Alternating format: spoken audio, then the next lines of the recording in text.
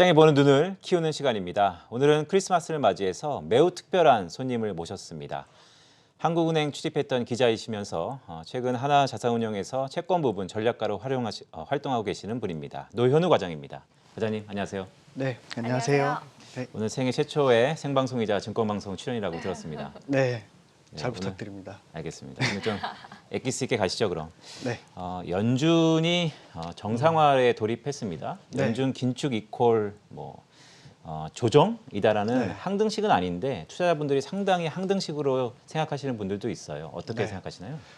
네, 그 말씀하신 대로 그 유동성으로 재료를 좁혀서 봤을 경우에는 아무래도 통화 정책 정상화라는 것이 뭐 기존에 풀던 유동성을 그걸 좀 더 줄이는 측면이기 때문에 증시에는 좋지 않은 재료인 것은 사실인 것 같습니다.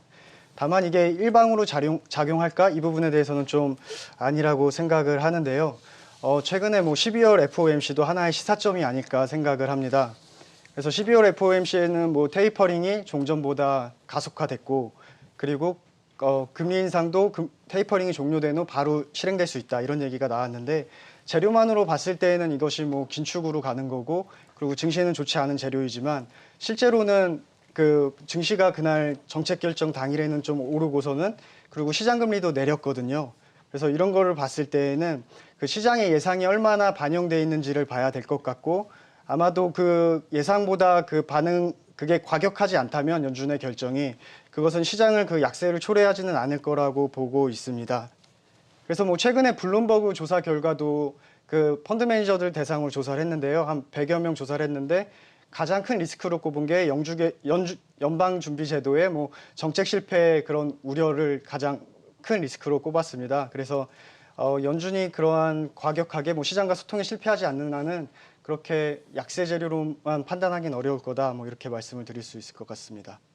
네, 여기서 또 속도가 굉장히 중요한 것 같아요. 빨리 올리고 유지를 할지 아니면 좀 완만한 속도로 올릴지 그 부분이 좀 포인트인 것 같은데 2015년이었나요? 연준이 금리를 올리고 1년 동안 유지했던 적이 있었는데 한번 지금 시점에서 시나리오별로 예상을 해본다면 어떤 시나리오를 한번 예상해 볼 수 있을까요?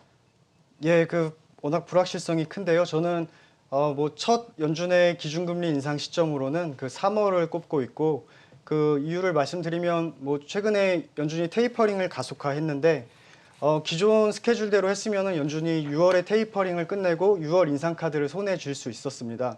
그런데 여기서 속도를 더 빨리 했다는 거는 좀 더 시점을 빨리 땡기고 싶지 않았을까 생각을 하고, 그래서 이제 연준이 3월도 고려를 하고 있다는 거를 볼 수 있고, 그리고 연준이 3월에 나서는 이유가 어떻게 보면 워낙 기대 인플레가 걱정이 되고 지금 헤드라인 인플레이션이 워낙 잘 나오기 때문에, 그러면 시장 참가자들의 기대도 좀 더 인플레이션이 더 오를 거라고 그렇게 염려를 할 수 있거든요.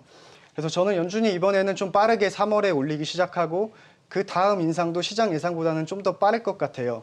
그래서 뭐 과거 기존 사례로 접근을 했을 때에는 3월과 6월이 적정하다고 볼 수 있지만, 저는 3월에서 5월, 3월과 5월 각각 인상도 이렇게 앞당겨지는 것도 좀 염두에 둬야 되지 않을까 생각을 하고, 만약에 3월하고 5월 이렇게 인상이 이루어지면은 시장에서도 기존하고 다른 것 같다, 연준이 점진적이라고 했는데 이번에는 좀 빠르게 대응을 하네, 이런 우려가 커지면서 증시에도 좀 조정이 일어날 수 있고, 그리고 달러 강세는 좀 심화될 수 있을 것 같아요.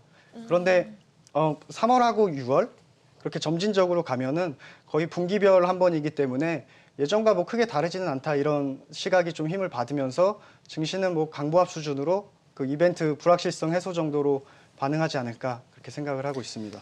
네, 제가 노현우 과장을 쭉 한 꽤 오래됐죠. 저희도 좀 친분이 있으면서 봤는데 그동안 기자 출신하시면서 사실 금리의 인상을 잘 맞추셨던 것 같아요. 네. 그런데 이번에는 3월, 5월 두 번 네. 가능성이 있다라는 말씀을 주셔가지고 저 개인적으로도 조금 고심하게 듣겠습니다.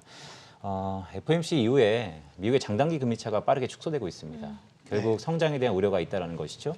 어떻게 받아들여야 될까요? 예, 뭐 장단기 금리차 축소는 워낙 또 전문가시니까 잘 아시니까, 뭐 단기 쪽은 원래 통화 정책이 긴축으로 가면은 금리를 올리고, 그럼 단기 쪽이 통화 정책 영향권이니까 그 해당 금리는 오르게 되고, 그리고 그렇게 긴축을 하다 보면은 성장률은 아무래도 좀 둔화 방향으로 가고, 그러다 보니까 뭐 금리차가 축소되고 있긴 한데, 그런데 이걸 뭐 약화 신호라고 경기만 평가하기에는 상대적인 약세로 평가해야 될 것 같아요. 경기가 워낙 좋았기 때문에 그걸 과열된 걸 시키기 위해서 통화정책 정상화에 나서는 것이고 그것이 뭐 결과적으로는 성장을 둔화시키면서 축소가 되는데 이것이 만약 과도하게 돼서 역전이 되고 이러면은 시장에서 그때는 좀 위험 신호로 봐야 되지 않을까 생각을 하고 있습니다. 네, 국내로 시선을 좀 돌려보겠습니다. 한국은행이 또 다른 변수입니다. 사실 총재 임기를 앞두고 한 번 더 할까? 아니면 혹시 더 많이 하는 건 아닌가? 이런 우려감도 있습니다. 예. 어떻게 좀 봐야 될까요? 예, 뭐 결론부터 말씀드리면은 1월 중순에 금통위가 열리죠. 거기서는 한 차례 더 인상을 할 거라고 저는 인상 가능성이요? 예, 저는 이렇게 컨빅션을 갖고 있고 그래서 이번에 올리는 것이야 뭐 아직 하는 판단이나 이런 걸로 봤을 때에는 기대 인플레도 워낙 그 글로벌 기대 인플레 그 우려가 커진 상황이고 그리고 아직은 중립금리를 밑도는 수준이기 때문에 좀 더 정상화에 나설 그런 여력이 있습니다. 그리고 아직 주택 시장이 좀 더 조정 분위기로 좀 돌아왔었다고 하더라도 아직 그걸 확신하기는 어려운 시점이라 그 여력이 있을 때 한은은 또다시 한 차례 인상에 나설 걸로 그렇게 생각을 하고 있습니다. 자, 그럼 여기서 또 궁금한 부분이 환율인 것 같아요. 강달러가 언제까지 좀 지속될 것인가라는 부분인데 현재 시각 환율이 1,185원 선을 지나가고 있습니다. 환율에 대한 전망은 어떻게 하세요? 예, 뭐 제가 환율 쪽 전문은 아닌데요. 그 통화 정책 차원에서만 봤을 그렇죠. 경우에는 예, 달러 원 환율은 좀 더 오를 것 같아요. 아무래도 한국은 먼저 인상에 나섰고 그 속도를 늦추는 시점이고 그리고 연준은 이제 인상을 빠르게 나서는 시점이기 때문에 그걸로 봤을 경우에는 달러 원 환율은 상승 압력을 받을 걸로 보고 있습니다. 그러나 뭐 엄청난 리스크가 저희 경제에 대한 그런 위험이 커지지 않는 이상은 크게 상승하지는 않을 걸로 그렇게 판단하고 있습니다. 네, 알겠습니다. 자, 그러면 외국인의 자금 동향도 한번 여쭤보도록 할게요. 앞으로 좀 외국인의 수급 방향성 어떻게 보십니까? 예, 그 악재가 일단 연말에 소화됐다는 점에서는 그 증시에도 좀 긍정적인 소식이 아닐까 생각을 합니다. 그 연준의 긴축 가속화와 그리고 오미크론의 출현, 이 대형 악재는 뭐 전혀 오미크론은 예상을 못했던 건데 이것이 연말에 소화됐다는 것은 그 연초에는 또 연초 효과를 누리기에는 그런 긍정적인 여건이 조성되지 않았나 생각을 하고요. 그리고 내년 증시는 뭐 지금은 안 좋게 보는 것들이 워낙 많은데 뭐 중국 경기가 뭐 생각보다 안 좋다 이렇게 보고 있지만 뭐 중국 경기가 회복세를 보이거나 생각보다 빠르게 반등하거나 그리고 또 반도체 경기가 또 회복하거나 그러면 증시에 또 다른 호재로 작용하지 않을까 생각을 하고 있습니다. 다만 뭐 첫번에 말씀드렸던 것처럼 연준의 그런 시장과의 의사소통 그 부분에 대해서 실패가 없어야 한다는 것 그거를 좀 전제로 그 강보합 정도를 생각하고 있습니다.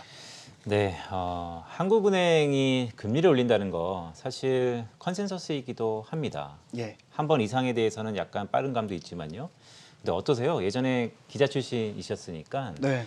시청자분들이 봤을 때 사실 이런 컨센서스를 히트하는 게 금융시장에는 큰 충격이거든요. 네. 어떤 멘트 아니 어떤 흐름들이 나온다면 우리가 채권 시장의 변동이 주식 시장에도 좀 영향이 있더라. 그거의 연결고리를 좀 찾으려면 경험담으로 어떤 게 좀 있을까요?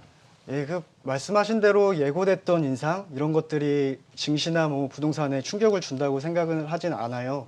그런데 뭐 하나의 사례로 그러니까 올해 10월이었죠. 그때 한국은행이 8월에 한 번 올리고 그리고 그 다음 금통이었죠. 10월에 의사소통을 하면서 점진적이라는 표현을 삭제해버리고 그리고서는 적절이라고 했어요. 그래서 과거에는 인상을 할 경우에 점진적이라고 하면은 이번 금통에 올리면 다음 금통에 안 올린다. 이런 게 약간의 시장의 컨센이었는데 그 부분을 삭제하니까 시장에서는 그럼 앞으로 매번 올릴 수도 있겠네. 그리고서는 총재께서 뭐 방향성만을 언급하셨어요. 그러면은 상단이 열린 상태에서 방향성을 언급하면은 아시잖아요. 채권 시장은 좀 비관적이기 때문에 그럼 금리가 많이 오르게 되고 그 극단적인 케이스를 또 그렇게 프라이싱하고 그럴 경우에는 시장 금리가 생각보다 많이 오를 수 있죠. 그럴 경우에는 증시나 부동산에도 파급 효과를 낼 수 있고 예, 그럴 것 같습니다. 네, 그럼 마지막 질문 좀 드리겠습니다. 내년도 3월이 또 대선입니다. 예, 대선 앞두고 총재 임기도 결부돼 있는데요. 예. 과거에 보면 어떤가요? 좀 영향을 미치는가요?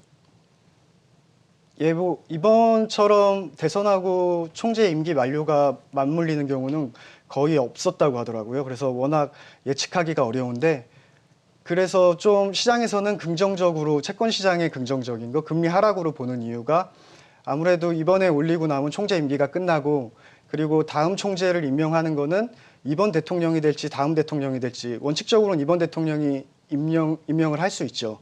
그런데 이게 정권의 교체인지 또 연장인지에 따라서 그 부분이 많이 다르기 때문에 당분간은 총재 공석이 이어지지 않을까 생각을 하고 그럼 총재 공석이 이어진다면 그렇게 그립을 잡고 세게 통화 정책을 해 나갈 수 있을까? 이 부분에서 채권 시장에서 좀 낙관적인 기대가 퍼져 있습니다. 네, 지금 중요한 말씀을 좀 주신 것 같아요. 사실 대선을 앞두고서 총재의 자리가 공석일 수 있다. 그러면 시장은 금리를 오히려 하락적으로 생각할 수 있다는 말씀을 주셨는데 그렇다면 주가는 좀 긍정적인 거 아닙니까? 뭐 통화 정책만 보면은 그렇죠. 뭐 요인을 볼 때는. 네, 알겠습니다. 금리 인상과 앞으로 글로벌 통화 긴축 관련해 가지고 전망 들어봤습니다. 하나자산운용 노현우 과장과 함께했어요. 오늘 말씀 고맙습니다. 네, 감사합니다.